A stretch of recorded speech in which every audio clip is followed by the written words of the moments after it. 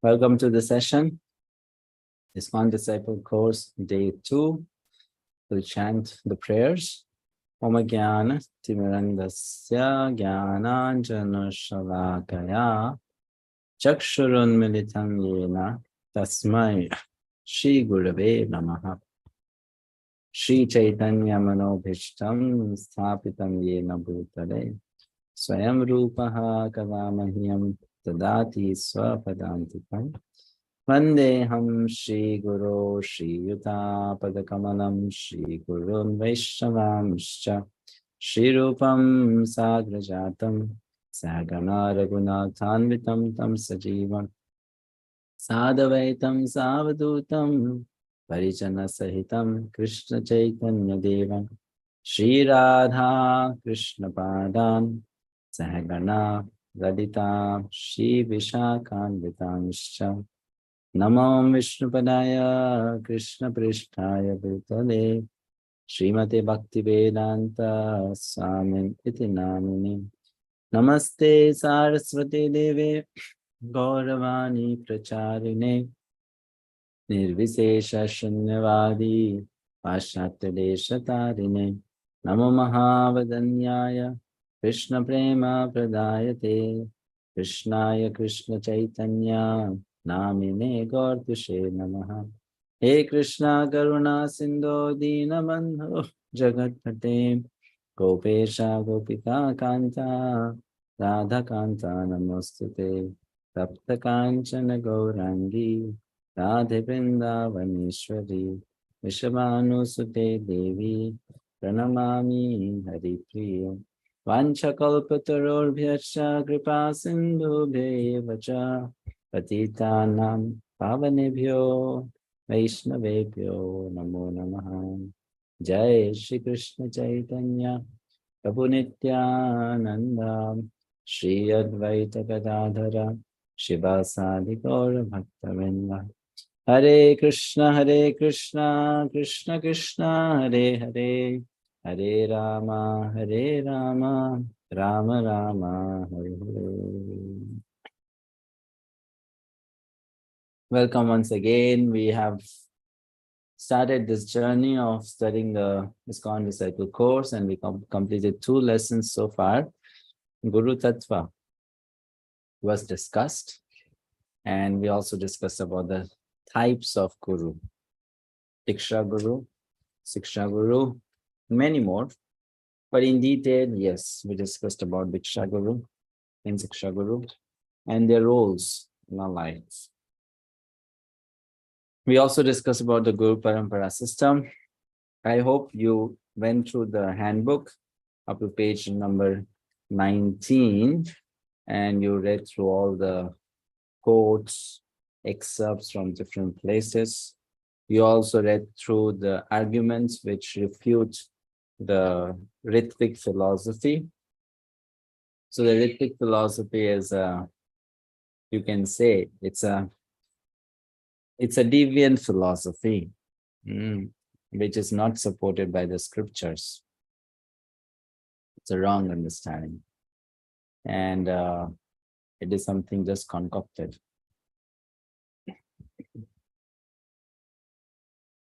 So we discussed about all of that. Now, let's go to page number 20. We'll begin with the lesson number 3 today. Srila Prabhupada, okay. You want to elaborate? You want me to elaborate on it? So the Ritu philosophy, basically the approach that they take is this, that when Srila Prabhupada was present on the planet, he could not travel because of his physical illness. So he appointed some of his disciples to initiate on his behalf. And he told them that these people whom you are initiating will still be known as my disciples because I'm still alive. And I'm just giving you that, official position on my behalf. However, he did not mean that they will be my disciples forever.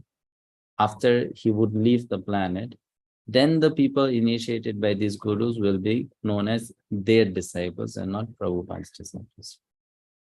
So that was the arrangement made by Srila Prabhupada. And then Srila Prabhupada has also, in many places, told that the parampara should continue, which means I, on the order of my spiritual master, accepted disciples. So you all should also, on my order, become spiritual master and accept disciples. The parampara should go on.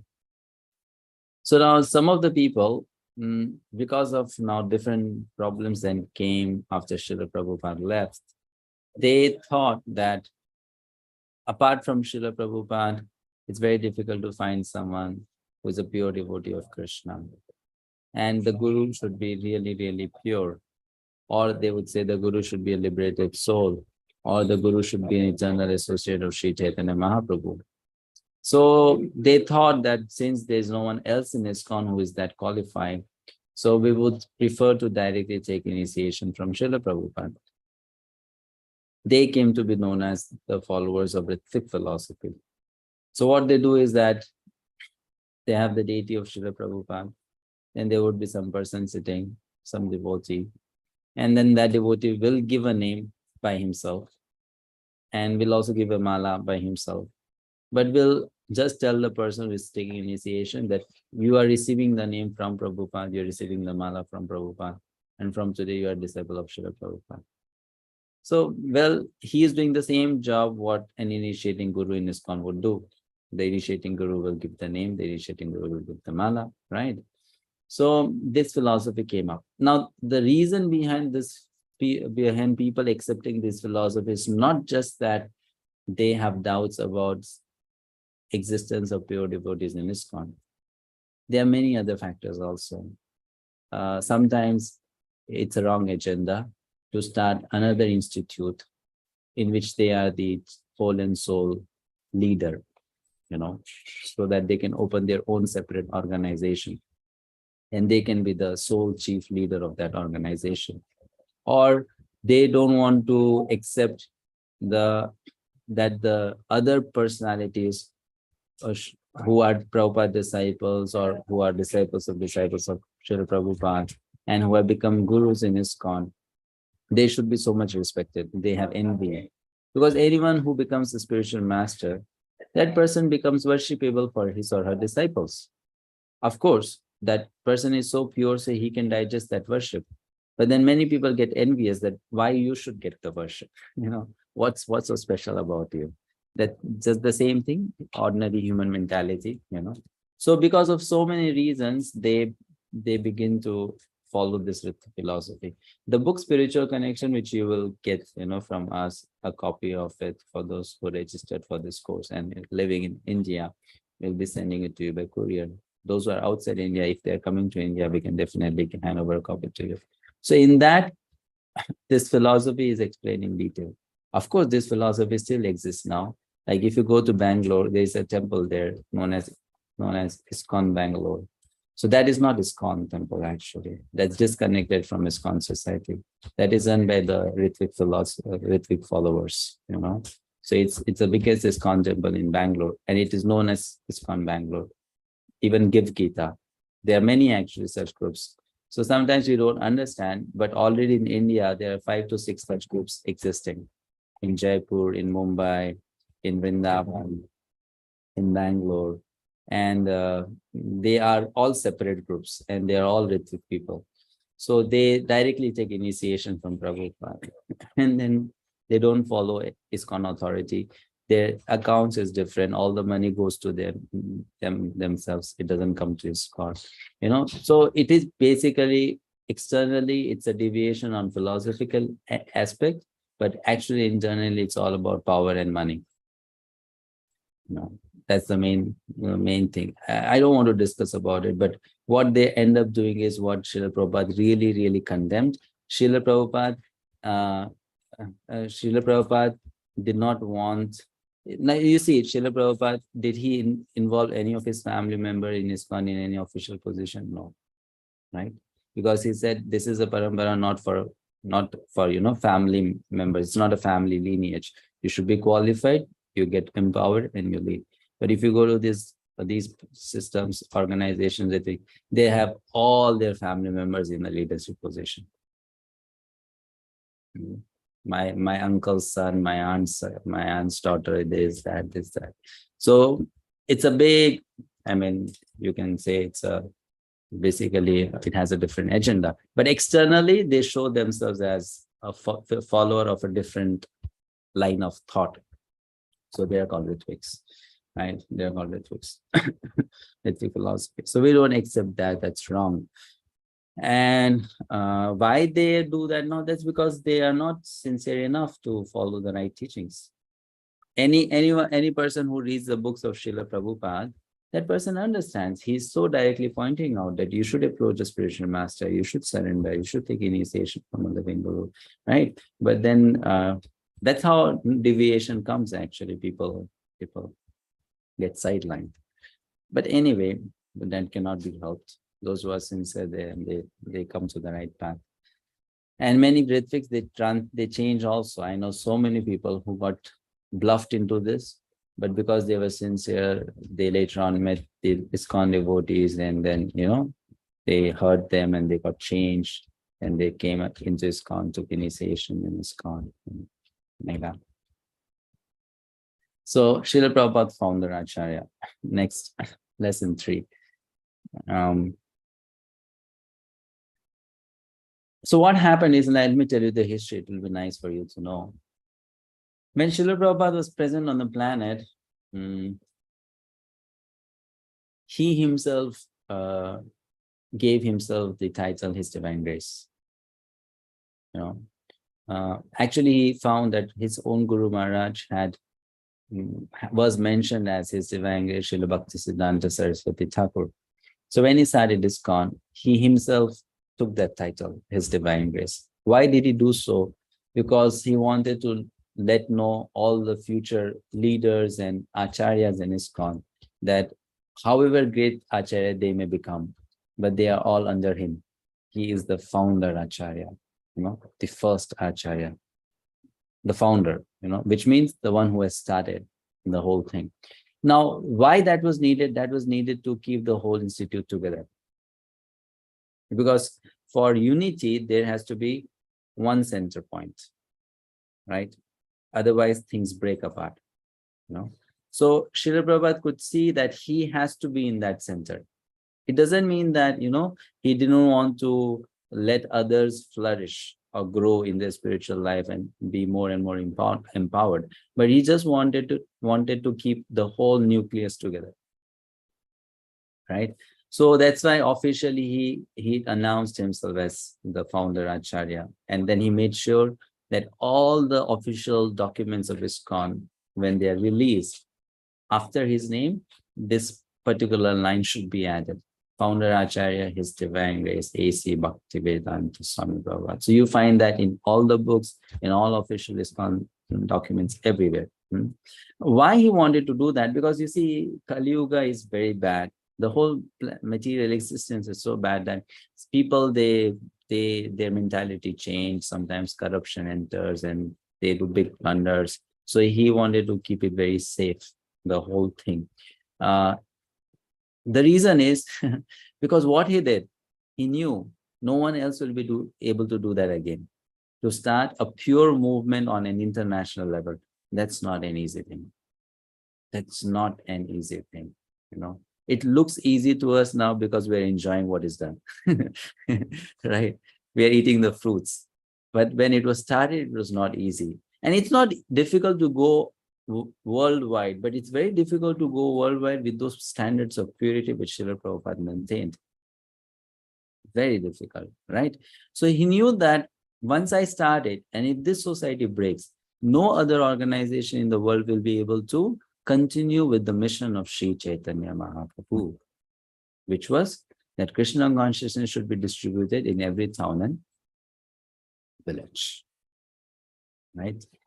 So please try to understand one thing. The nature of this material world is that anything which exists, it is attacked from outside and it is also attacked from inside. There is deterioration from outside and there is deterioration from inside. So to save that thing, If what you do for the outside attacks, that is called protection. And what you do for the inside deterioration, that's called preservation. Right? So the purpose of Srila Prabhupada's doing all this was protect ISKCON from outside and preserve ISKCON from inside. So that organization can go on for long time. He predicted that if things go fine, this will exist at least for next 10,000 years. Now you see, that's a very long-term planning. I mean, who can plan for 10,000 years? Many great kings would not have planned for such long, but he wanted it to go on for 10,000 years. So he planned like that, That's why this was needed. So let's discuss this topic now, Founder Acharya. So later on, the ISKCON members, the leaders, they came to realize we need to enforce this understanding into people's mind that what is Srila Prabhupada's position? He is not an ordinary Acharya or Guru for us. He is our founder, which means he holds a very special position for us. So founder Acharya, it means what? To found, to give a basis or firm support to ground in, to set up or establish for the first time with provision for its perpetual existence. That's the definition of this. So can you mention some points? What makes him the founder Acharya? And what makes him the preeminent Siksha Guru for all ISKCON members? Preeminent Siksha Guru for all ISKCON members means whether you accept it or not, he is your Siksha Guru if you are in ISKCON. He is your Siksha Guru because you follow his teachings. So what all points point to this thing, that he is the founder Acharya and he is the preeminent Siksha Guru? Know what all things he has done, which makes him so. Yes, Aryan Prabhu. Wait a second. Huh? Yes, now you can unmute yourself. Hare Krishna Prabhuji, Dandavat Pranam. Because Srila Prabhupada started the initiation of ISKCON, which nobody else could have done on such a vast scale. First thing is that he established ISKCON, so that makes him founder Acharya. Yeah, good. Any other point? Yeah, multiple points. Yes, Renu Mataji. You have to unmute, please. Renu Mataji.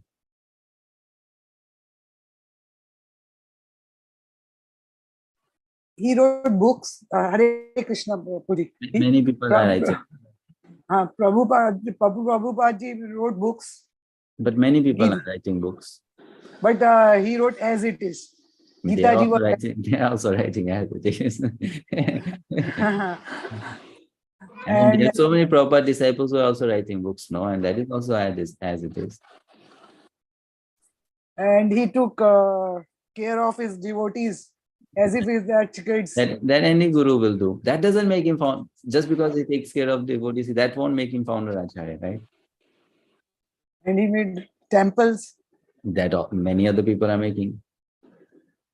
You see, try to understand the question. The question is not that what just he did special. No, why should he be the founder Acharya? What are those things, unique things which he did, which not others could not do or want to? Yes, Tripti Mataji. Krishna Prabhuji. Yeah. He established the education system. He established the GBC, the management. Okay, very good. So he established the GBC, the management structure, right? Which ISKCON should follow. So that's again a very important point, which makes him into a special position. Okay, let's go to someone else now. 1 point each devotee. Rishika Maharaji. Hare Krishna Prabhuji.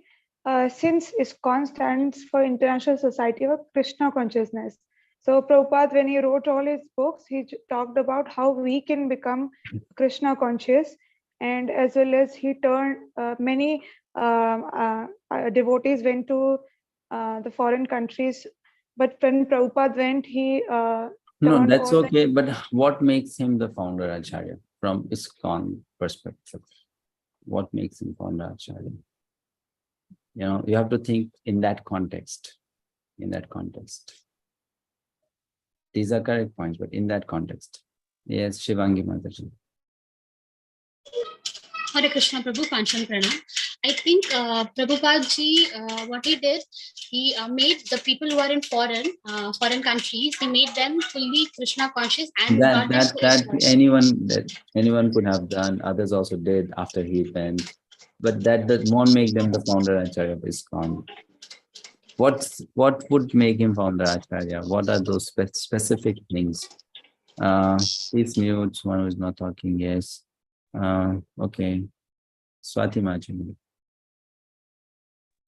Hare Krishna Prabhu, please accept my humble obeisances.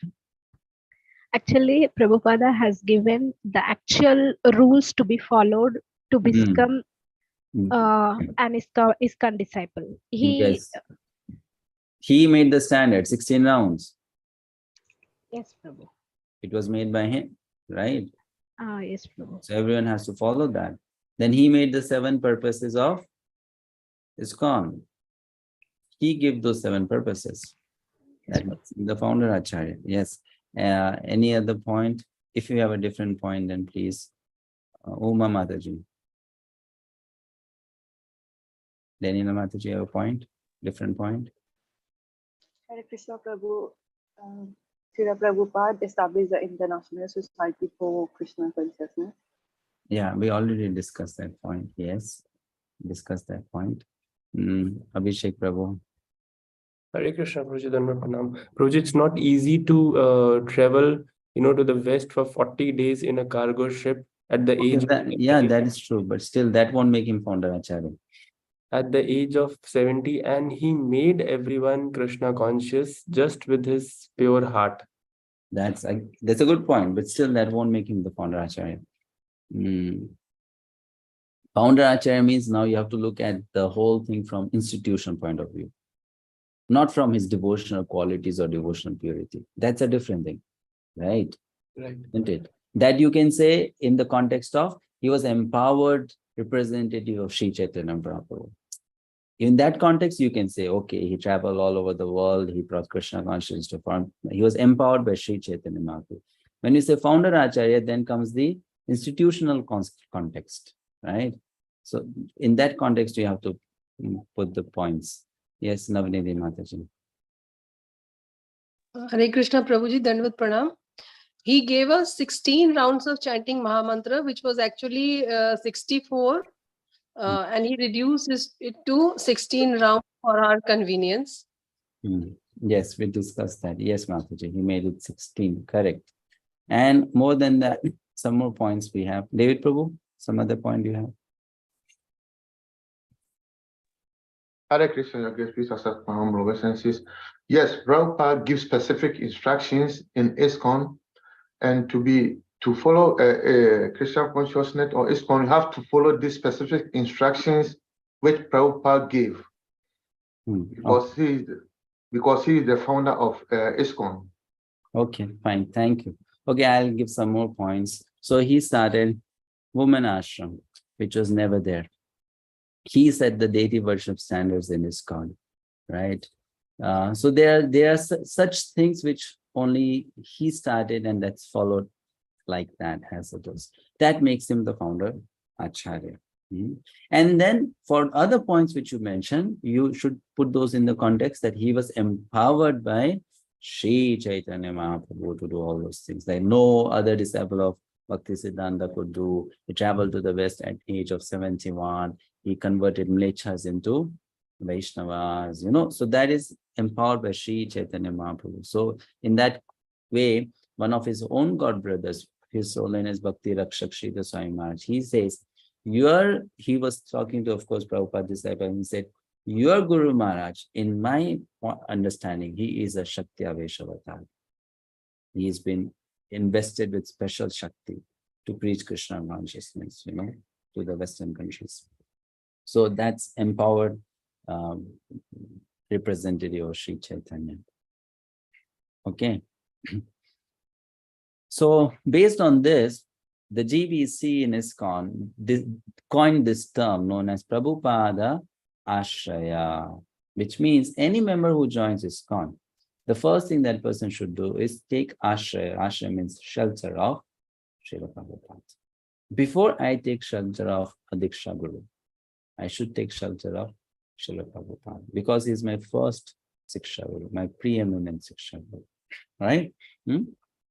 And because of that, they understood that Srila Prabhupada has a unique relationship with every ISKCON devotee.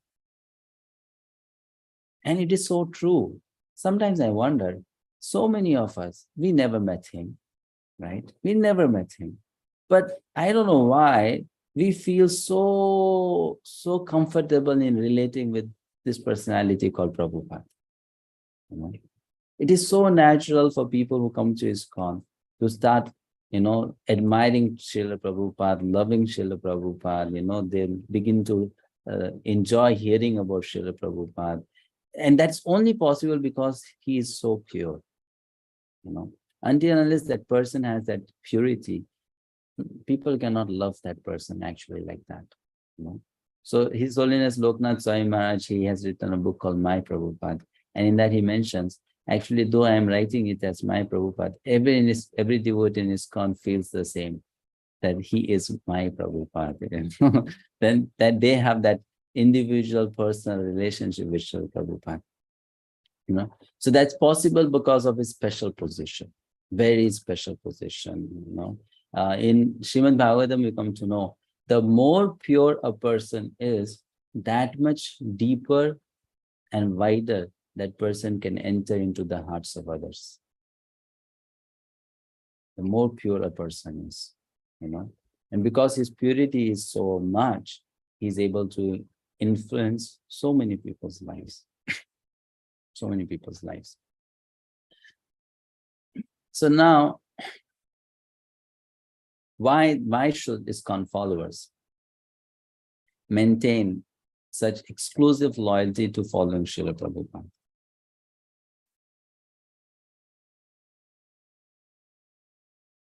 When we join ISKCON, we are taking shelter of Srila Prabhupada, which means we have to be loyal towards him.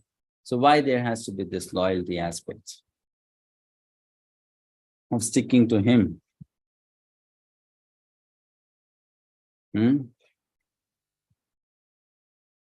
If that doesn't happen, what will happen? Yes, Shakti Mataji. Prabhuji, the organization will collapse if we don't follow his principle. Yes, the organization will collapse. Definitely it will happen. Abhishek Prabhu. Hare Krishna, Prabhuji. Prabhuji, in my opinion, it's not just, the loyalty should, we should have the loyalty towards Srila Prabhupada. Loyalty in any organization, whomsoever we are following, there should be loyalty. So as we are part of this ISKCON, our loyalty should be towards Srila Prabhupada. What will be the consequences of not doing? As Mataji rightly said, that we will, the organization will collapse at the end. Organization will collapse at the end. Okay. All right, thank you. What else will happen? Kunal Prabhu. Hare Krishna Prabhuji. Because of our limited knowledge and understanding, we are not qualified to follow the path of spirituality, or to be able to continue the mission of Sri Chaitanya Mahaprabhu. So we must stick to what Srila Prabhupada has already established in ISKCON, and we are sure that we are on the right path. Yeah, fine. So all right. So we will spoil the plan of Krishna by not doing that. Because however nice and qualified we may be, on our own, we won't be able to promote or propagate the mission of Sri Chaitanya, right? Because that propagation doesn't happen because of our material qualification. That propagation happens through purity. And we can only do what Srila Prabhupada told when he was leaving from this planet. He told one thing to his disciples: just maintain what I have given. That much I'm expecting. I'm not expecting from you to increase it. If you just maintain it, which means don't spoil it, just maintain it. If you just maintain it, this system, this organization will do its job of helping people become devotees and go back to God. So don't spoil it, just maintain it. So we need to know that we will be finally, in that sense, what we'll be doing is that we'll be spoiling the plan of Krishna or Sri Chaitanya Mahaprabhu or the Parampara, for the greater mission of spreading the holy name everywhere, all around. Yes, Tirisha Mataji. Hare Krishna Prabhuji. I mean, showing such loyalty towards Srila Prabhupada means it's like a benefit to us only, Prabhuji, like improving our own devotional service or our own, path in following to Srila Prabhupada. Correct. I mean, we are benefiting ourselves. Correct. If you don't do, that will be known as Guru Aparad. Guru Aparad means then one's own devotional service is ruined, finished. No? One of the sannyasis from Madhva Sampradaya, he visited Mayapur, the holy Dham Mayapur. And when he saw that the temple of Radha Madhav is small, but the samadhi of Prabhupada is big. If you have been to Mayapur, you must have seen this. Of course, now they are making such a big temple for Radha Madhav. But earlier, there was big samadhi for Prabhupada and a smaller temple for Radha Madhav. So when that Acharya, he saw Prabhupada's samadhi, he told one thing to the devotees there. He said, because you people have so much love and respect for your Acharya, you will be immensely blessed by the Supreme Lord. And then he said, because this is the key to success in spiritual life. Please your Acharya, please your Guru.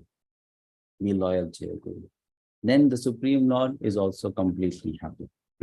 So that day he declared, he said that because this society collectively worships the Acharya so nicely, this society in the future will be the leading most society in spiritual knowledge propagation. And that's actually happening. It's happening. So it is for our individual benefit also, right? And we have some more points. What will happen? The whole organization will split into factions, into small groups. If Srila Prabhupada, people are not loyal to Srila Prabhupada, there will be deviations. Apasampradayas will come up, right? Many such things will happen. Okay. I also thank you very much for your appreciation of my books and letters and for my speaking in the meeting. They are not my words, as I have repeatedly informed you, that I am simply the bearer of the message from Lord Sri Chaitanya through the disciplic succession, and I do not make any addition or subtraction. Similarly, if you all carry these words successively, then the transcendental parampara system will be exactly maintained and people in general will be benefited. People will be benefited because all the members of this organization will act as transparent medium. So the next generation that comes will get the whole teaching as it is, and then they will be benefited by that teaching. Now, what things, when done, will jeopardize his position as founder Acharya? What mistakes if we do? What are those things if done, it will jeopardize his position as founder Acharya? David Prabhu, 1 point, please. Yes, if we deviate from Prabhupada's teachings. What else? What else if we do? What else if we do? Then this thing will be someone else. What else? Yes, Ima Mataji. Hare Krishna Prabhuji, something similar like that Ritvik philosophy or something. If people are deviating, maybe there's again some sects coming up with different kind of ideologies, which is not good for society. Here we are talking about what we will do that will jeopardize his position as founder Acharya. Ritviks also accept him as the founder. Okay, Prabhuji. What if we do will jeopardize his position as founder Acharya? When we are not following the 4 regulative principles and that will not so much jeopardize his position as founder Acharya. That will ruin our spiritual life. He will remain founder Acharya, whether you follow 4 regulative principles or not. Right? how will that affect his position? Huh? How? That will affect my position in Krishna consciousness, Yes. not his Yes. position. Yes. So what if you do will bring a harm to that position? Rishika Mataji. Prabhuji, if we are not working under the Guru Parampara and not under authority, so we'll try to add our own thinking into it, and that might. All right, fine. So the things that will harm his position as Soundaracharya is when the members of ISKCON stop reading his books, and start reading books written by others, then his position will be harmed.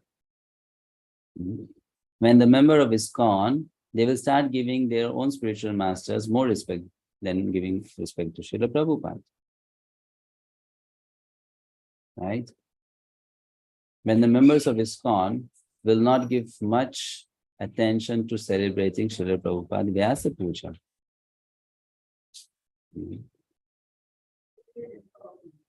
Correct? When the members of ISKCON will not put his image or picture in all the banners, posters, wherever ISKCON is there, his photograph should be put. Because he is the face of ISKCON. So that's why you see in ISKCON, we keep Srila Prabhupada always in the front. We promote him the most, right? We promote him the most. Even if there is Vyasa Puja of our spiritual master, his picture will also be there in that banner. So we keep him in the forefront. And why do we do that? So that, the nucleus is maintained. The nucleus is maintained, right?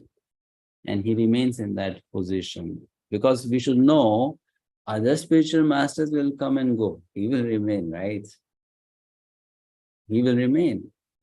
Like to give an example, let's go 2000 years ahead from now. Do you think all the spiritual masters in ISKCON will be remembered so much? Maybe, may not be. But will people forget Srila Prabhupada? No, they will not. They will not. So because his position is that special. So that has to be maintained.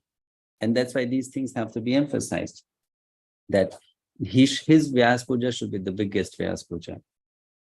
People should read about his life. People should read his books, right? And people should always chant his pranam mantra every time. Even before, when we bow down to our spiritual master, along with our spiritual master's pranam mantra, we should also chant Prabhupada's pranam mantra. In that way, every ISKCON member makes it sure that his position is kept like that. And now, how is he so special? Yadi papi chhadi dharma dure deshe yai mora senapati bhakta yai betthai. This is from Chaitanya Mangala. Actually, this is a book about the life of Lord Sri Chaitanya.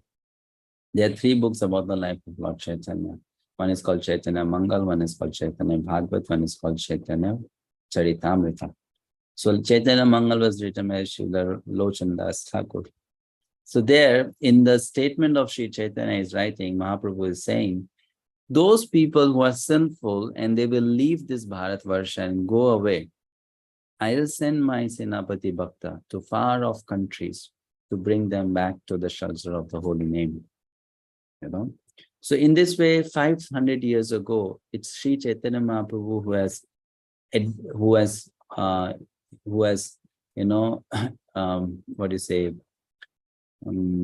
forecasted the appearance of a special personality. So it is the Srila Prabhupada has been sent, Senapati Bhakta, Commander-in-Chief. There are 2-3 prophecies about Srila Prabhupada's coming to this world. One is this, and there's another which is in Bhavishya Puran. So in Bhavishya Puran, the story comes like this, that after Lord Krishna disappears from the planet, Ganga Devi makes a visit to Lord Krishna. And she says to Lord Krishna, now since you're going, people will become very sinful. Kali Yuga is soon coming. And all these sinful people will come to take bath in me. And I'll have to then bear all the sins of such people. And because they are so sinful, I'll be overloaded with sin. Where will I transfer all that sin? So then Lord Krishna told her, don't worry. 5,000 years later, one person will come. He will be worshipping my holy name.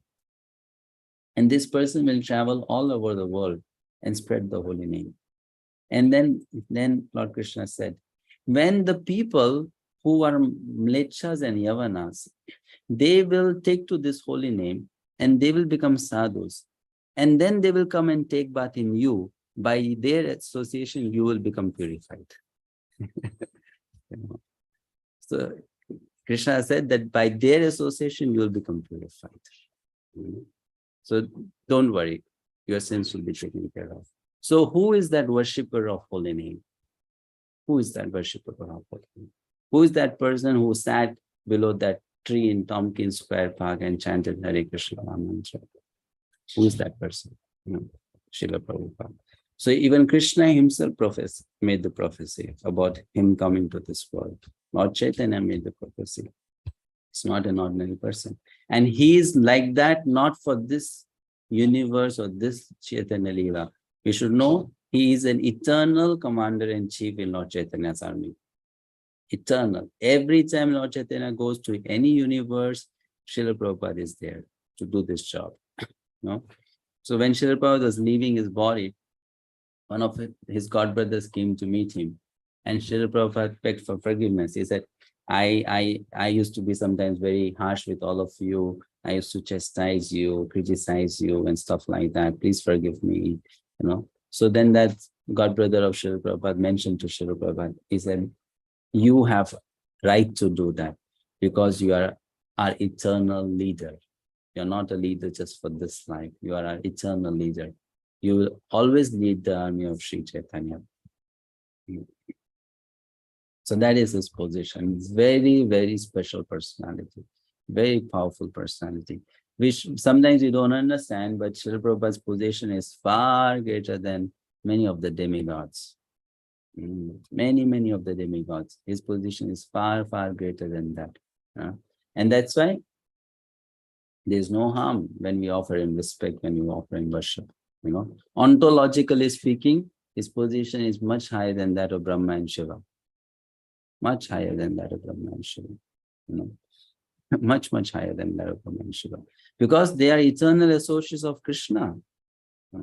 Their position is much more than that any of the demigods. Of course, these are esoteric subject matters.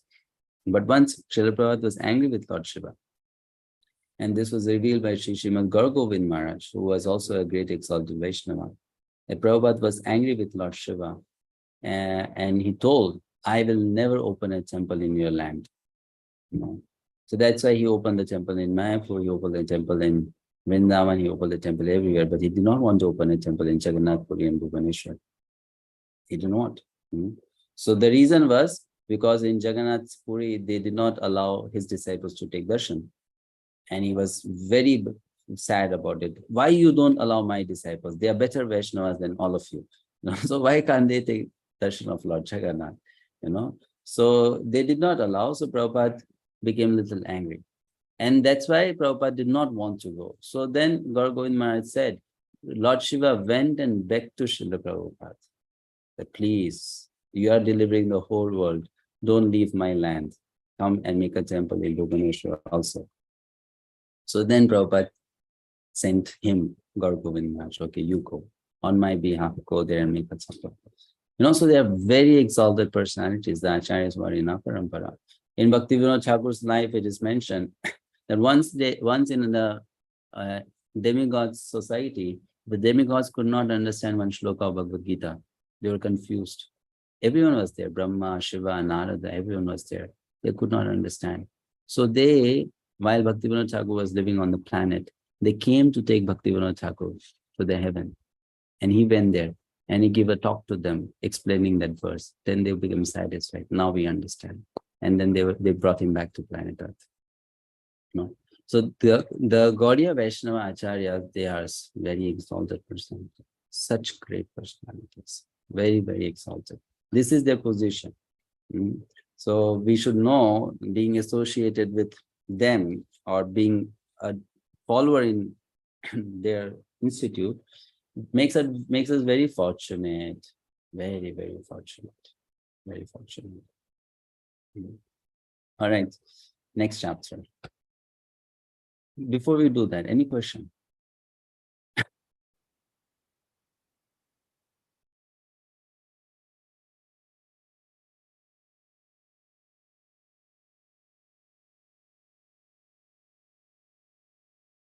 Yes, David Prabhu. Hare Krishna. Okay, so concerning what you said, that means Prabhupada, he's still living in another universe with to complete his mission of Chaitanya Mahaprabhu. Well, you see, these personalities like Srila Prabhupada, just like Krishna can expand himself into multiple forms, they can also expand themselves into multiple forms, which means they are simultaneously present in the spiritual world, they are simultaneously present in the material world. Oh, okay. This is the first time I'm hearing this. That's why I'm asking. All the liberated souls, when you become liberated soul, you will also get this ability. Yes. Yes. All the liberated souls, they get this ability that they can expand themselves in innumerable forms. And wow. be simultaneously present everywhere. In fact, if you want to be a participant in all the Leelas of the Supreme Lord, you can be present simultaneously in Ram Leela also, Krishna Leela also, Chaitanya Leela also, Narsimha Leela also. Oh, okay. Thank you so much. So that becomes possible when you become a liberated soul. Okay, thank you. Okay. All right. Next chapter then. Let's take a 2-minute break before we go to the next chapter.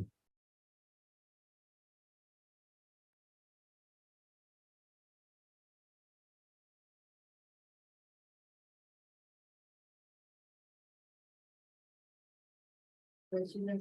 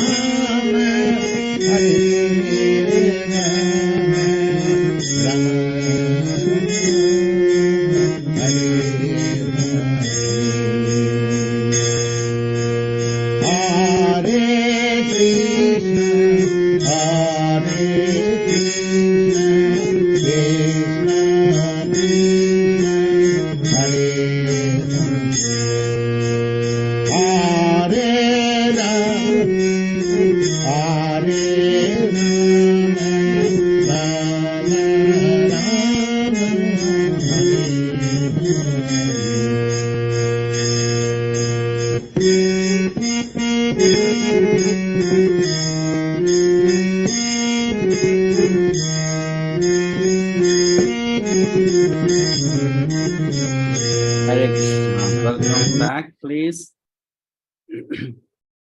Okay. ISKCON Gurus.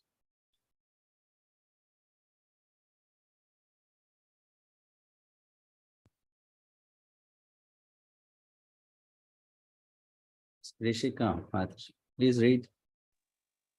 Hare Krishna Prabhuji. A thoughtful man. We should therefore live in such a way that we keep ourselves always healthy and strong in mind and intelligence, so that we can distinguish the goal of life from a life full of problems. A thoughtful man must act in this way, learning to distinguish right from wrong and thus attain the goal of life. Srimad Bhagavatam 7.6.5 purport. Yes.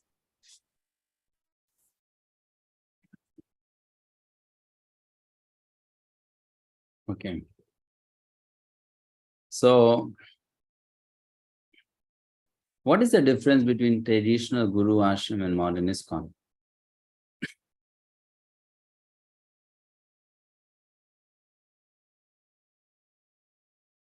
Hare Krishna Prabhuji.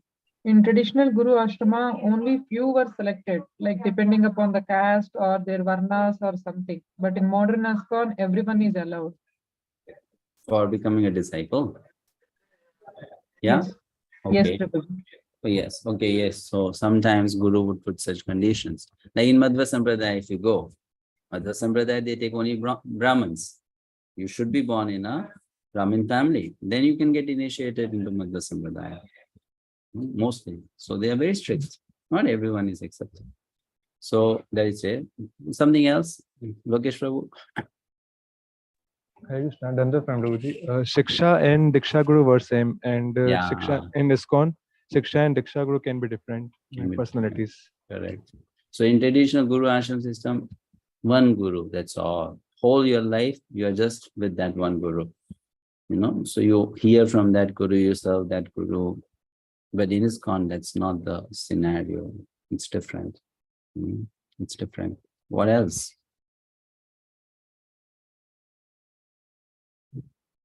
You have only one authority to follow.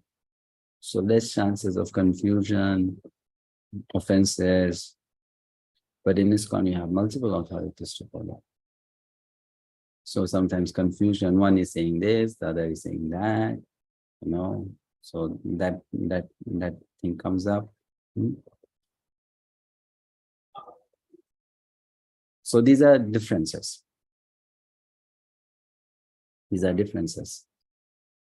So what about the next Acharya? Now, when Srila Prabhupada was leaving his body, I'll tell you a story. The owner of the Birla company, you must have heard of Birlas. I mean, those who are in India, they must have heard of Birlas. So Birlas are one of the richest people in India. It's been going on since last almost a century or 1.5 century. So they came to meet Srila Prabhupada. And then they told Srila Prabhupada, we want to talk something to you in private. So Prabhupada said, that's okay. All of these, my disciples are very trustworthy. He said, no. We just want to talk to you. No one else should be around. So then Prabhupada, he signaled that His Holiness Bhakti Charu Swami Maharaj, who was his servant at that time, can go out. So they all went out. And Bhakti Charu Swami Maharaj, while going out, he silently put on the recording machine, so that later on they can know what was discussed. So after he went, then they had a long conversation with Prabhupada. And later on, he took that machine and he heard that machine. He did not hear it alone. He also had other devotees, they sat and heard. So the Birlas, they were asking Prabhupada, after you leave, who will run the show?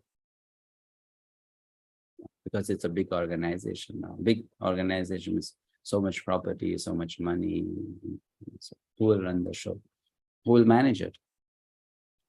So they thought that Srila Prabhupada will make a will and pass on his power to some individual, something like that. So Srila Prabhupada, he said, anyone who follows me will be inheriting my legacy and not appoint one person. Anyone who follows. So that person will inherit the legacy, not one person. So he did not appoint any successor. In traditional Guru system, this is not what would happen. When the Acharya would die, that Acharya would appoint the successor and go. But this one person will be the next Acharya, right? But in ISKCON, Prabhupada did not do so because Prabhupada's Guru Maharaj, he did not do so. When Bhaktisiddhanta Saraswati Thakur was leaving his body, he was asked who will be next Acharya. He said, you all should work together. No next Acharya. You all should work together. And whoever is sincere, they all become Acharyas. But they disobeyed Bhaktisiddhanta.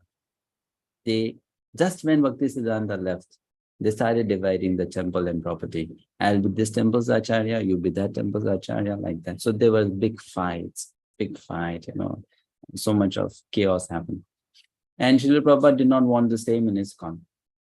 So therefore, he then made a group of people that you all together become the leaders.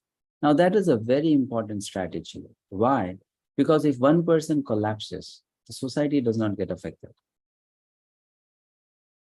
Right? Otherwise, what would happen? If one person collapses, the whole game is over. And that's what happened. During Srila Prabhupada, there were so many spiritual leaders in the world. They opened their organizations. Now they don't exist anymore. People just know their name, that's all, right? Because they did not create any system like that. So when they left, everything finished. So Srila Prabhupada, that's why he made this system, that there should be a group coming together, cooperating with each other and passing the whole, the force should make the whole thing move on. So that was his vision for it. Next Acharya. Let's read this from Chaitanya Charitamrita. Aarti Mehra Mataji, please read.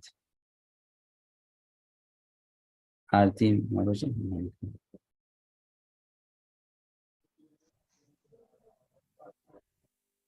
Bhaktisiddhanta Saraswati Thakur, at time of his departure, requested all his disciples to form a governing body and conduct missionary activities cooperatively.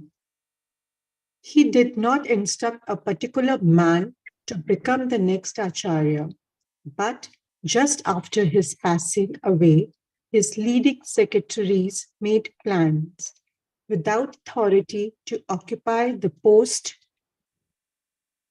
of Acharya, and they split into two factions over who the next Acharya would be. Consequently, both factions were asar or useless because they had no authority, having disobeyed the order of the spiritual master. Sri Chaitanya Charitamrita, Adi Leela 12.8.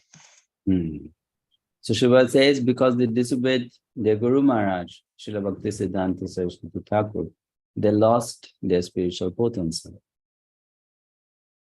And then that became useless. Asar. Asar means without any essence, right? So they became useless. And therefore they could not fulfill the prophecy of their gurus.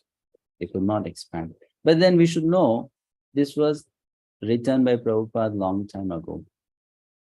After that, some of his god brothers and followers in Gaudiya mission, which was started by his spiritual master, they changed.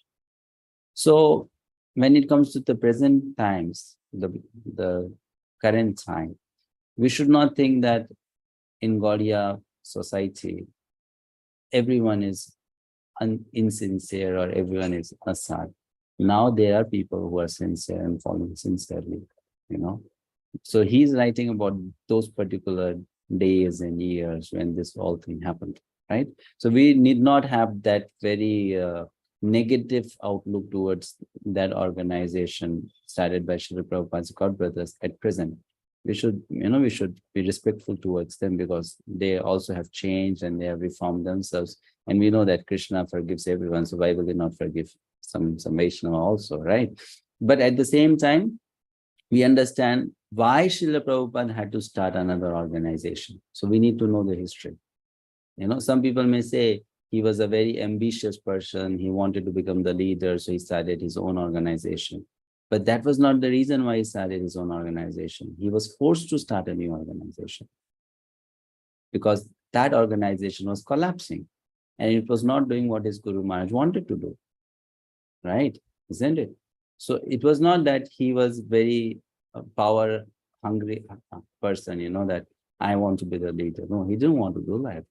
In fact, if you look at Srila Prabhupada's life, you'll be amazed the extent to which he went to cooperate with his god brothers. My goodness, no one would do that, You won't believe that though he struggled all alone to establish ISKCON society, he was even ready to go to the extent that he invited all of them and told them, you come and join me, I'll make you the acharyas and you be in ISKCON.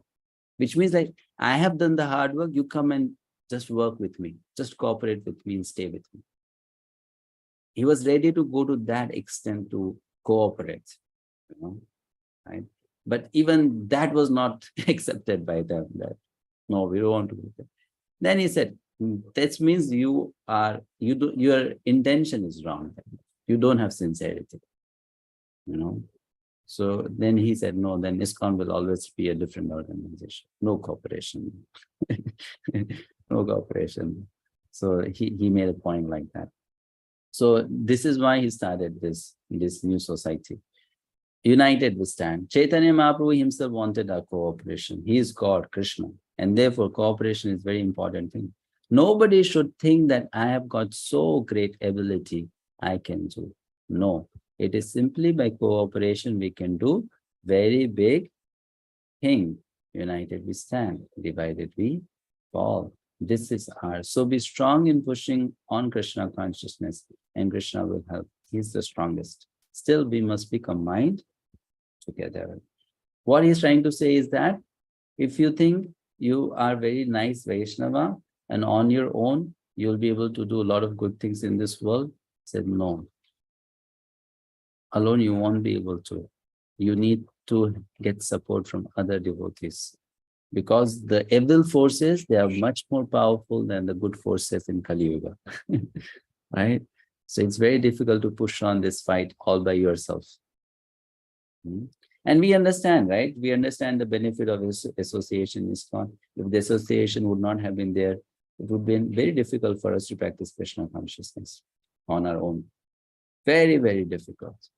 Very difficult. But this association makes it so easy. Whether you are traveling, whether you are located from one city to another city, from one country to another country, everywhere you go, you get the shelter of ISKCON. You get the association, you get the Mahaprasadam, you get opportunities to do seva, you get everything.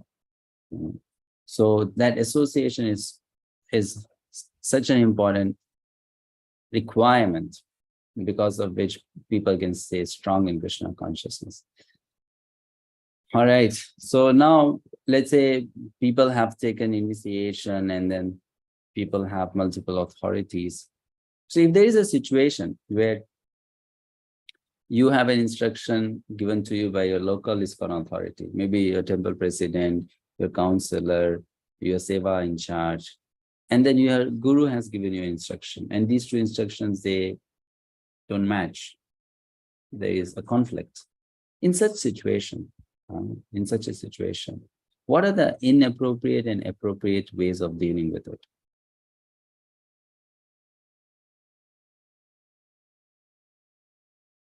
Yes, Aryan Prabhu. Hare Krishna Prabhuji, Dandavat Pranam. According to me, the appropriate way would be to talk to our guru about the situation and ask him for the advice, so that he will give us the correct advice. And inappropriate way would be doing things on our own without thinking. Okay, what else? Yes, what else? What would be the inappropriate way? Or appropriate way? Inappropriate way would be one of them is wrong. Because we generally begin to judge. So one of them is wrong. One of them is not so sincere. I have to follow one and I have to stop following another one. Right? I have to disconnect myself from one of them. Or there's always conflicts in this organization, so let me leave the organization. Let me leave the seva. I'm frustrated with all of this. So these are inappropriate ways of dealing with the situation. Appropriate would be what? First of all, understand, because every person is an individual, there are always chances of difference of opinion. That's a natural thing. Difference of opinion doesn't mean difference in heart. Right? Difference of opinion means it's my outlook. But the purpose is the same. Right? So appropriate way of dealing with that situation would be talk with both of them and also have both of them talk to each other and solve the problem. Right? That would be the appropriate way. Like, I'll give you an example. Once a devotee was living in a city and contributing financially to the local temple. This is outside India. So because in India, people are very pious, generally they give donation to the temple. And the temple is able to maintain its expenses from these donations. But outside India, it's very difficult to maintain temples because people don't give donations. And the expenses are very high. So in many temples outside India, you all know, brahmacharis have to do job to maintain the temple. They go for work and then they earn money and then they support the temple activities. Because people are not pious enough and they don't know about the importance of temple, importance of giving charity, donation. In India, such problems don't happen because anyone generally they know we should give some, we should contribute, So this particular individual was donating a good amount to the temple and the temple was running because of that. So this person, he he got a job proposal in some other city, and that job proposal was paying a higher salary. So he asked his initiating spiritual master, Diksha Guru, that Guru Maharaj, can I locate to that particular country? I will change my place. I'll be having a better job and I'll be earning more money. So with this extra money, I can support your project, which you are trying to develop. So the spiritual master said, okay, no problem. And you can also support that particular place where you are going. There's already a temple there. So you can be a part of congregation of that temple. So this was done. But when the local authority of this temple where he was connected earlier, he became really tense now. If this person leaves, then who will support this temple? And then this temple will collapse. So in this situation, now this particular person, he contacted the Diksha Guru of that devotee. And then he made a request that, Maharaj, now this person is supporting our project. And if he leaves, our project will suffer. So please try to understand. Immediately that Guru called up the disciples and said, no need to go, just stay where you are and continue your seva there. I'll be happy with that. So this kind of cooperation and understanding is needed. Right? Open discussion, not trying to judge others' sincerity. Right? Okay, there will be differences, there will be different way of looking at the problem, the solution, but being open about it and ultimately thinking, what will benefit Srila Prabhupada's mission, movement, keeping that in the front. And let me tell you something. This is something which we have to learn from the disciples of Srila Prabhupada. They are so good at it. I've seen them attend meetings. I've observed them being part of ISKCON as an internal member for so many years. They have differences of opinion. But when it comes to serving Srila Prabhupada, they keep their differences all aside and they cooperate. They work together. They keep their ego aside. And this is such a nice quality that they have, because of which, for such a long period of time, they could maintain the society together. For such a long period of time. They are amazing. They're amazing in this.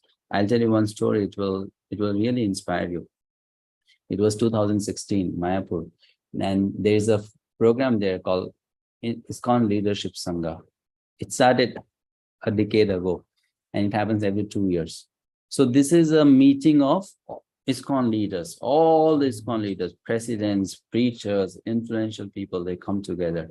And if you go to Mayapur during that time, you will think a big multinational companies, big profile people, they're having meetings, the way the whole thing is arranged, from morning to evening meetings, seminars, people carrying their briefcase, so it looks like a really, really big company, work is going on. And they are all leaders, so they have thousands of things to do. So it's a very nice time to look at all the ISKCON big people. They all come together. So during those meetings, there is one hall in which maybe 1,000 people can sit or more numbered. And then there is a talk at the end of the day, which is given by a very inspiring speaker. So most of the time, this talk used to be given by His Holiness Radhanath Swami Maharaj, because many people would come to hear from him. So one day, it was the last session and he was supposed to give the talk. Okay. And people were anticipating that when he would give the talk, it will be all full. But then it was announced at the same time, his godbrother, His Holiness Jayapataka Swami Maharaj, would be giving a talk on how to start a new bhakti diksha program. Okay, same time. Venue is different, but the time is the same. So now, His Holiness Jayapataka Swami Maharaj, his physical condition since last 10-12 years is not so good. Of course, his spiritual condition is very good, but physically, externally, not so good. So when he would talk, it's not easily audible, right? Maharaj takes breaks and stuff. So it is, externally speaking, it is not that very appealing to many people, So the attendance would be lesser in his talk. And naturally, there'll be more attendance in Radhanath Swami Maharaj's talk. Know what Radha Maharaj did? He cancelled his class. Cancelled his class. And not just that, he went to attend the class of Jayapataka Maharaj. You know. And then everyone went to attend the class of Jayapataka Maharaj. You know. So the hall was changed, and there were thousands of people sitting in Jay Maharaj. This is called cooperation. You know. Keeping your ego aside. And for the purpose of the movement, for the purpose of being together. Now you see, Radha and Maharaj did not speak even a single word, but he did more preaching by doing that. Right? He did not speak even a single word, but by doing that, he did a bigger preaching actually. A much bigger preaching. So we can learn that from Prabhupada's disciples, you know, that spirit of cooperation, you know, that keeping the mission, the movement, the service in the front and keeping other things at the back. So inappropriate would be what? Fault finding, judging, criticizing, you know, disconnecting, breaking a relationship, right? That would be inappropriate way. And appropriate would be find a middle way. That we need to work together, right? Find a middle way. That would be appropriate. And some people, they would say, we don't like ISKCON. They would say, we don't like GBC. And then they would say, we like Prabhupada. So here is Srila Prabhupada's statement. Sri Prakash Prabhu, please read.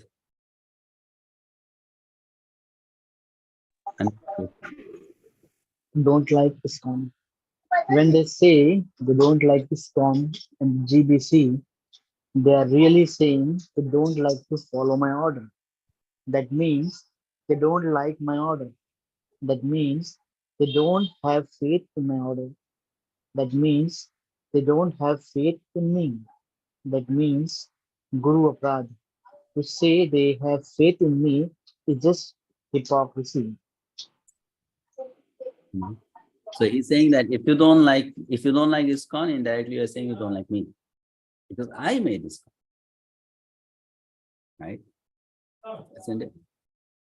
So he's saying indirectly, in that way, you are not appreciating what happened. So therefore, we should know one thing, that this is something which only a member who is really committed to this process would feel like. Even if there are difficulties and problems in this organization, we should know there's not a better organization than this in the world. There's no other option like that in the world. No other option. No. This is the only organization which is doing something like this in the whole world. Yes, there are problems here, you know, because the people are like us, all of us, we are not pure. So if impure people have come, there will always be conflicts, frictions, you know, like patients coming together. They are not healthy, they are sick. So there'll be issues.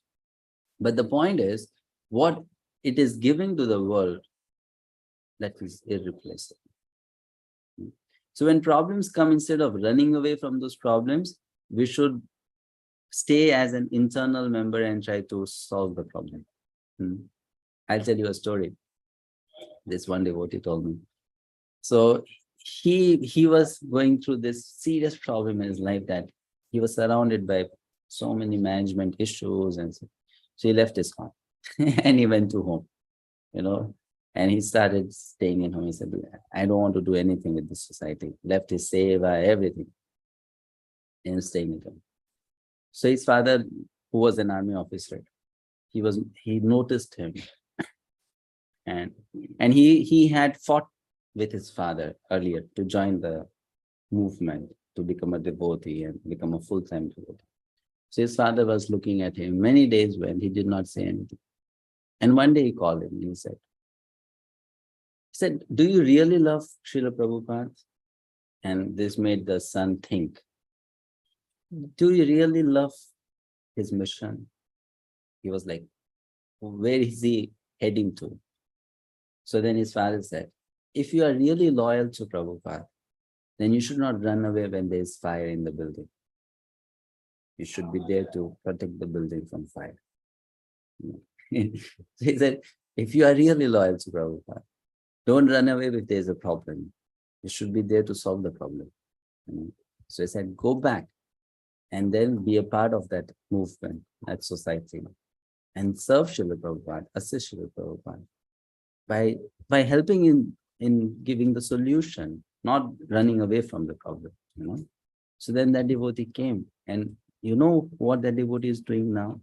He's the highest authority, of course not on paper, but in execution in BBT India. He's managing the printing of all the books, distribution of all the books, stocking all the books, editing them, getting new books out. Such a big position. And now look at his contribution. He's doing such a big contribution to the whole movement. So his father told him that, go in, be there, fight, don't run away, because it's your family problem. If you're a part of that family, it's your family problem. It's not someone else's problem, right? So that attitude and approach is to be accepted, that we are an internal member and we are here to add into the solution. We are not just visitors, we are members of this organization. Voluntarily, we are joining the society to support the cause of the society. So now another thing which will hamper or affect Shripa's position as founder Acharya is reading books or hearing spiritual discourses from people not belonging to our society. Why so? Because it will affect our consciousness. Even if those are devotional books, it will still affect our thinking. Because there are subtle differences in philosophical understandings. Also, there are very subtle differences in what is known as rasa, or the mood of service, or the mood of approaching the Supreme Lord. So if we are just reading from anywhere and everywhere, hearing from anywhere and everywhere, we'll only get confused. Right? That what should I do? This is right or that is right. And then our life will become a hodgepodge of many different thinkings. And what will happen? We'll go nowhere. So that's why we should be listening to lectures from within this organization. There are so many speakers, nice speakers. Listen to them, read their books. And for some information, if you want to read some other book, that's okay. That should be just for taking some piece of information. Like if you are working in a company and you need to do some study, of course you read that book. Correct? But that is not a spiritual food or diet. That will not make us spiritually potent. I'm just taking the information, collecting the information. For our spiritual health, we need to depend on the spiritual substance provided by the members of the same parampara family. Very essential. It's very, very important. So we should read books of Srila Prabhupada. We should hear lectures of Srila Prabhupada. We should hear lectures of devotees serving in Srila Prabhupada's society. And in this way, we also again show our loyalty. Okay, let's read this. Someone would like to read? Vishal Prabhu, would you like to read? Yes, Prabhu. Hearing from outside ISKCON. Better you should stick to hearing from authorized person like your spiritual master or experienced God brothers, but never try to hear someone who is not in our line. It is simply a waste of time to hear and then again have to rectify the mistake. Yeah, we'll hear something wrong, then the doubt will come inside us, then we have to again remove that doubt. So many problems. So this is something which is a common sense actually. If I'm taking initiation in a parampara, I should just stick to that. Otherwise, take initiation somewhere else. And then stick to that. So not jump from here to there. That will not lead us anywhere. So this is expected by any institute or organization.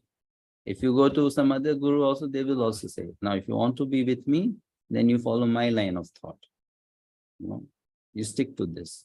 Then you can move ahead.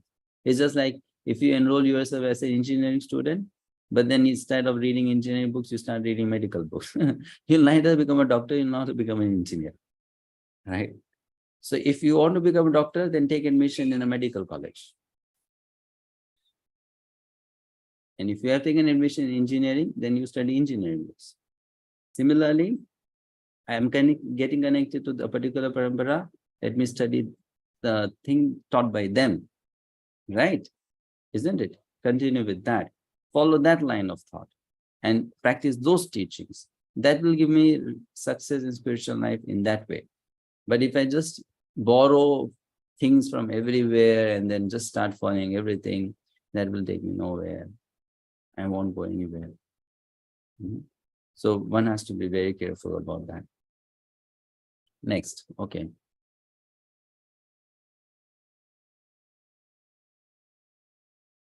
Sureka Mataji. Hare Krishna Prabhuji, there will be backward sound, so it will not be Read the slides. right. Hearing from outside ISKCON, he may be treated as a guest if he comes to our center. Give him prasadam, honor him as an elder Vaishnava, but he cannot speak or lecture. If he wants to lecture, you can tell him that there is already another speaker scheduled. That's all.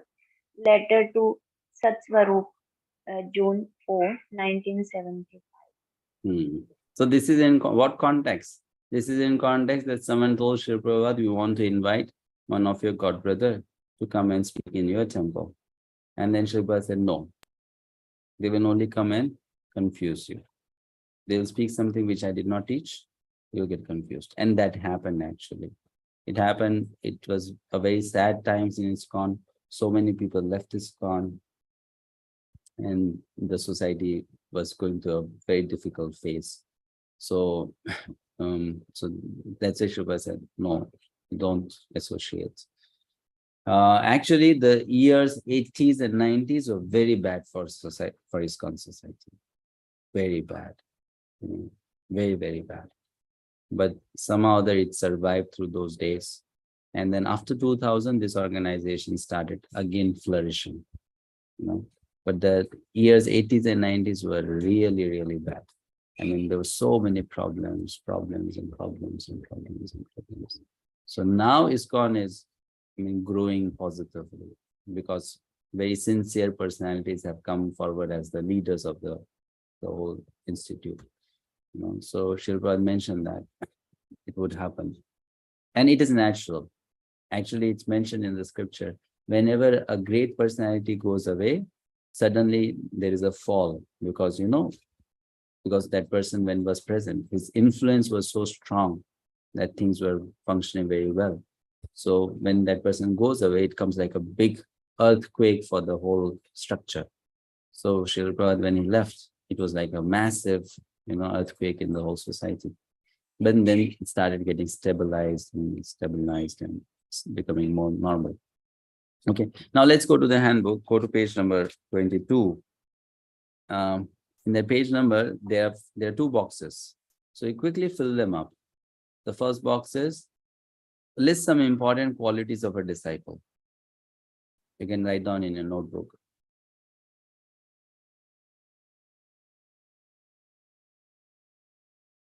I hope everyone is participating. Some of your video cameras are off. Which page number? 22. List some important qualities of a disciple. Prabhuji, 22 page is attitude of an ISKCON guru. Yeah, just above that there is a box. See? What do you consider is the appropriate attitude in general for an ISKCON guru? Above that there is no box there? No? No, Prabhuji, write down your thoughts. Prabhuji, there is no box over there. All right. Yeah, So, there's a box there. huh? There is a box there which says attitude of an ISKCON Guru, Guru and ISKCON authorities instructions. So Guru's there is a outside. box up below this, but there is no box above this, right? No. Okay, fine then, no problem. Then you fill in the box below this. In my handbook, maybe this is old, so it has a box above also. All right, so you fill in the box below.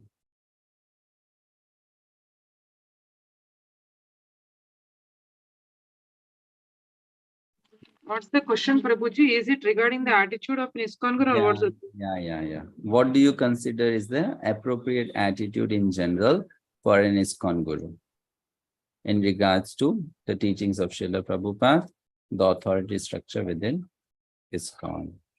Everyone got the point? Question? Yes. So you can mention some points.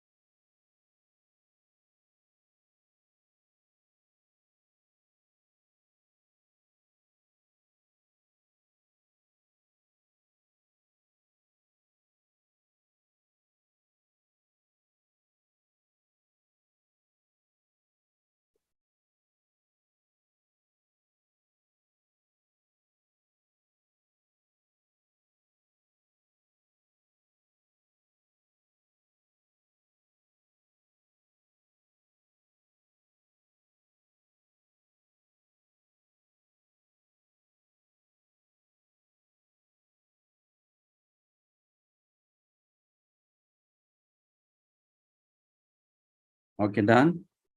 Yes, so then you can go to the next page. And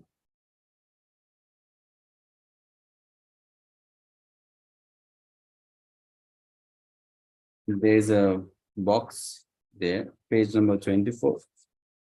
Is there a box there? Page number 24. Is there a box there? Yes, Prabhuji. One box is There are two appropriate boxes in over there. appropriate way, and the other one is Guru's outside of ISKCON. Yeah. So in this Guru's outside of ISKCON, the question is, list in the table below some of the benefits of accepting diksha and siksha gurus within ISKCON. You can fill in this box also, as per your understanding so far.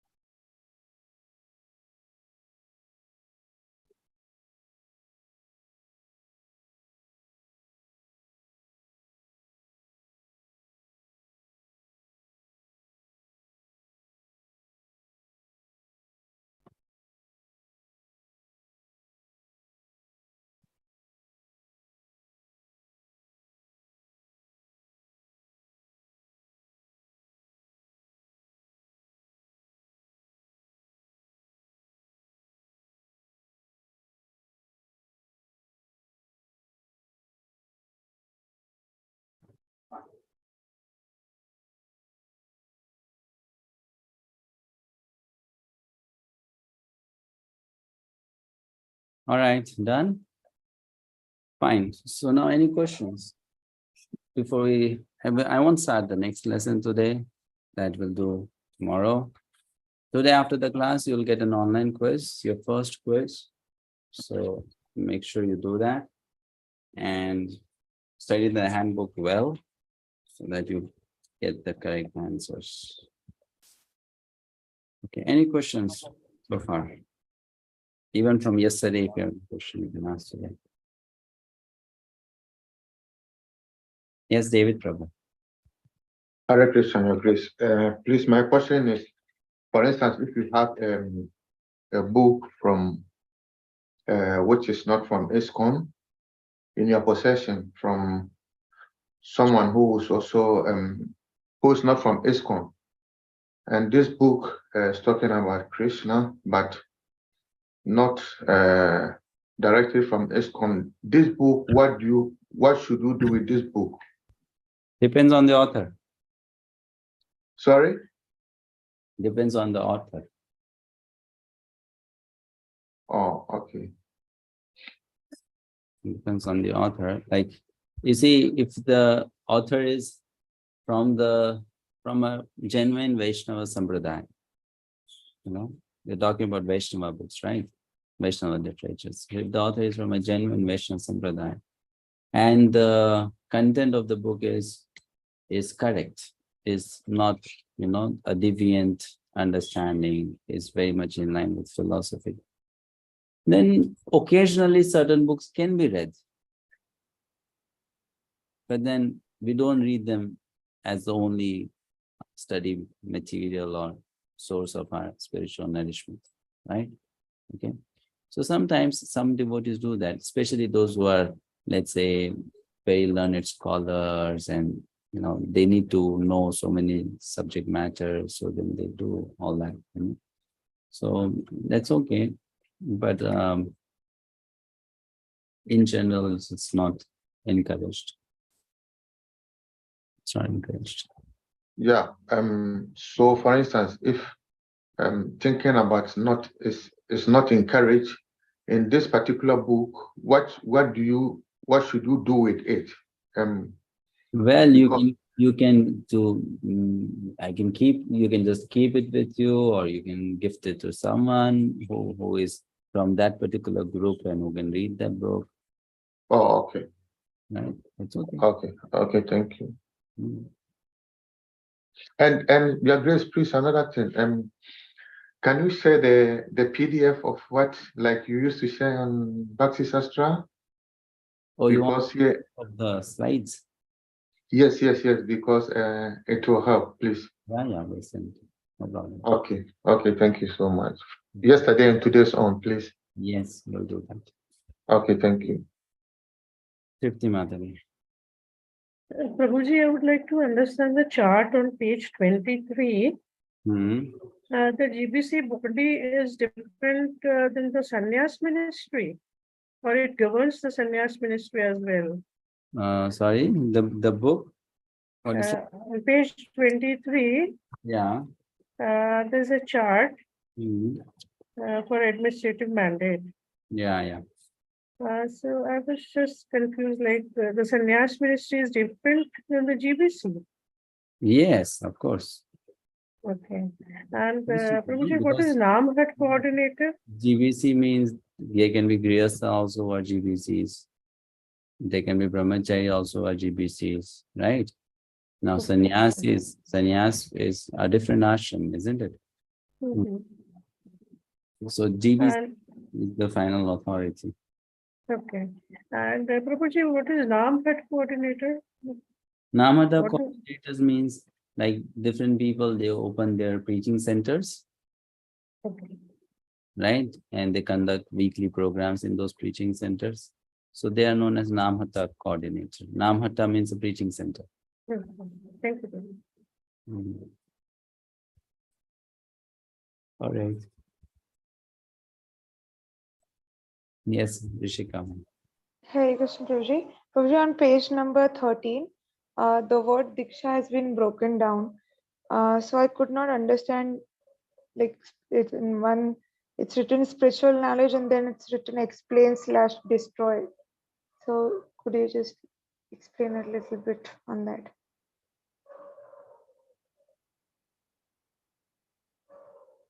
Please tell once again. Prabhuji, page number 13. The word diksha has been broken down, so I could not understand. Page number 13. 13. Yeah. The word diksha has been broken down there. Okay, diksha is broken down. Oh yeah. So the word diksha, diksha means it is made up of two, you can say, syllables, di and sha, right? So the word di, it means diyate, divya jnana diyate, or shapayati, to explain. And then the other part is diksha also means it's made of sha. Sha means to remove, so it means to remove sinful reactions. And here the division is done in another sense, in another way. One is that divine knowledge is given, and the other is that one is given the vision to see spiritual reality. So that is just a breakdown, Sanskrit breakdown. If you know Sanskrit grammar, you will know it more better. Better you read the paragraph given below. There it is explained in English. The two different meanings of diksha. All right. Fine. Is she there? Yes. Yes, Prabhuji. All right. So Rekha Mataji. Hare Krishna Prabhuji. From yesterday's pages, first initiation is preliminary. First initiation is Harinam Diksha. Yes, first initiation Harinam Diksha. And then the second initiation is Brahman Diksha. Brahman Diksha. Yes, all right. And Prabhuji, I have one question. I don't have any ISKCON temple in my city. There is a Gaudiya Math in my city. Should I go there or not? Sometimes I think in the You days can of go, no festival. problem. There's no problem. There's no harm. We can go to any temple and we can take darshan, we can honor prasadam, we can even do some seva. There's no harm, But then it's just that we should know that we don't really get deviated, and we stay loyal to our spiritual master and our parampara. But that's okay. If there's no support, no other support, then it's better to take help or support from what is available. It's fine. Gauriyama devotees also visit ISKCON temple. They also come and take prasad. They also participate in this. And we have same principles, so I was thinking there is no harm to go there. Yeah, no harm. It's only then when you start seeing that they begin to disrespect our acharya or our thinking, then it's harmful. Then no, we cannot go. But if they are respectful, then there's no harm. It's okay. Like when we visit Holy Dham, sometimes we stay in their ashram also, in accommodation. We take prasadam from them also. It's okay. There's no problem in that. All right. And Prabhuji, what we are supposed to write in the question on page number 22, I didn't get that question. What do you consider is the appropriate attitude in general for an ISKCON guru in regard to teaching of So that you have that box with you in page 22. You have that box? Yes. It's still completely empty. I've not written anything because I didn't get it. So basically here it's been asked that if someone becomes an ISKCON guru, what should be that person's attitude? That's the question. So what should be that person's attitude? That person should know that I'm just representing my own spiritual master. I'm representing Srila Prabhupada. I'm not an independent acharya or a spiritual master, right? I need to follow the institute, the GBC. I need to follow all these rules like that. So that should be the attitude. Shri Prakash Prabhu. Yes, sorry. What are the strong points on which Ritik philosophy are able to convince people who are connected to ISKCON? And what are the weak? There's no strong philosophy. It's only a Because they also put some letters, references, and well, they will put some points from some of the specific places they should mention about Ritvik and all that. But then that was just context, Like to explain to you, try to understand. Srila Prabhupada's teachings are available to us in four formats or four ways. One is through his books. Second is through his lectures. Third is through his conversations. And the fourth is through his letters. Correct? Books, lectures, conversations, and letters. Now, let me ask you, out of these four, which of the source of information knowledge has the highest authority? The books. Yes. Why? Why? Because Prabhupada has even said that whatever I wanted to say, I have already written in my books. Okay, what else? And any other instructions or something would be maybe devotee specific. Very good point. Devotee. So when it's a letter, it is a person specific. Okay. Right? When it's a conversation, it's again a situation or topic specific. Even when it comes to lecture, it is audience specific. Right? So when it comes to book, he wrote it for the whole world. And he wrote it for all times to come. Right? So the quotations they give is from a letter, is from a conversation. But that was situational. That was a particular time, a particular phase. Understanding? That cannot become the highest authority. So what about his books? And then why not also take the statements where he has said, my disciple should become spiritual master. When you are reconciling something, then you have to take all the statements and then put together and then try to bring out a conclusion, correct? Isn't it? So why take half of the statements and not take the other half of the statements?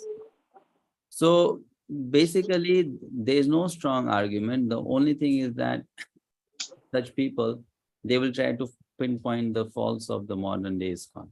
That ISKCON is not doing this, ISKCON is not doing that, ISKCON has this problem, ISKCON has that problem. So they have deviated from Srila Prabhupada, this is happening, that is happening, right? But the point is, if you look at that, their organization or their startup, they also have problems. So problems doesn't make, make the difference that because of that, this is wrong or this is right. Material world means any institute will have problems. Yes. Right? So it's only ignorance. Actually, if you are yourself very sincere, you will understand that approach is a foolish approach. It has no logic in it. Now, what is the logic that you are giving the beads, you are giving the name, and then you tell that person you are a disciple of Prabhupada? What did that person receive from Prabhupada? Did Prabhupada personally accept you will be my disciple? No. It's you on behalf of Prabhupada assuming that Prabhupada has accepted him as a disciple. Right? Isn't it? Yes. And second thing, it's like washing off your hand, You tell that person you are a disciple of Prabhupada and then you don't take any responsibility for that person's spiritual life. Now, when someone becomes a guru, that's like a serious business. I am taking that person's karma on my head. If that person doesn't become a nice devotee, I will also be punished. I'll also suffer because of that. So, Prabhuji, in that case, who takes the karma then in Ritik philosophy? Who takes the karma in Ritik philosophy? The disciple. The person who is being the agent. Okay. That person will get. Without that person knowing, that person will share. Will happen. And the point is, you see, I'll tell you something. those people will be engaged in devotional service externally, but they will not experience the rasa, the taste of devotional service. Then their devotional service becomes more like a ritual. You know, it becomes more like a ritual, which in India it's very easy to follow. So many people go to temple as a ritual. So many people chant the name as a ritual. So many people study the scripture as a ritual. So many people, there are so many pujaris who worship the deity as a ritual, right? Because they get some salary. Isn't it? So then that thing begins to happen. But it doesn't mean that they are totally wrong, but because they are at least chanting the holy name, because at least they are respectful towards a pure devotee of Krishna, because they are reading the genuine authorized Vedic scriptures, they do get benefits. You know? They do get benefit. Ritviks, they will get a lot of benefit if they just stop doing one thing. Because everything they are doing is correct. It's just one thing that they are doing is wrong. And what is that? They are criticizing the genuine Vaishnavas. That's where they get wrong. You know? Okay. Because that's aparad, no? That's where they get wrong. Otherwise, it's all correct because they chant 16 nouns, they follow 4 religious principles, they wear Vaishnava tilak, they read the same Shastra, same Mangalarti, everything is same, prasadam, everything.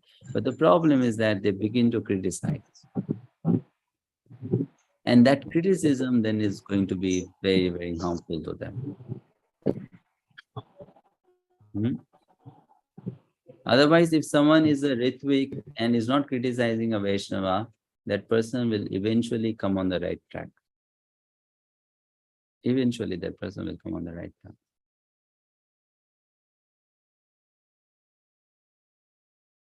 All right. Okay. Any other question? Yes, Abhishek Prabhu. Hare Krishna, Prabhuji. Prabhuji, can you just discuss on the question that benefits of accepting the diksha and shiksha in ISKCON? Just to know, you know. Okay, so benefits of accepting shiksha and diksha. First, you please Prabhupada because it was Prabhupada's order. Stay within ISKCON. Don't go out of ISKCON. He wanted that. Don't leave ISKCON, he said. Don't leave ISKCON. So you please Prabhupada. You don't disrespect him by doing that. Right? Second, you don't do aparadh. Third,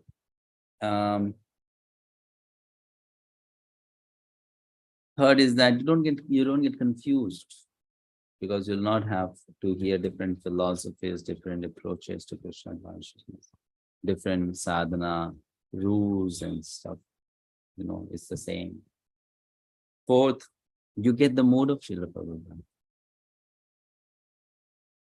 which is very important. Right.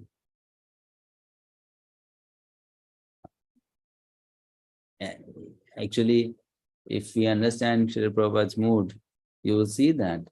I'm telling you, if you read a book and that book's author's name is not a Vaishnava name, it's just the karmi name of that person.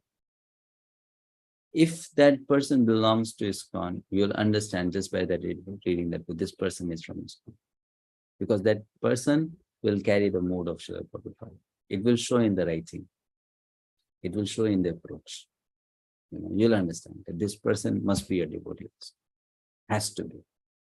So you get that mood of the Acharya, the mood of the Guru. So that's a benefit. It's a big benefit. Because Prabhupada's mood is very high.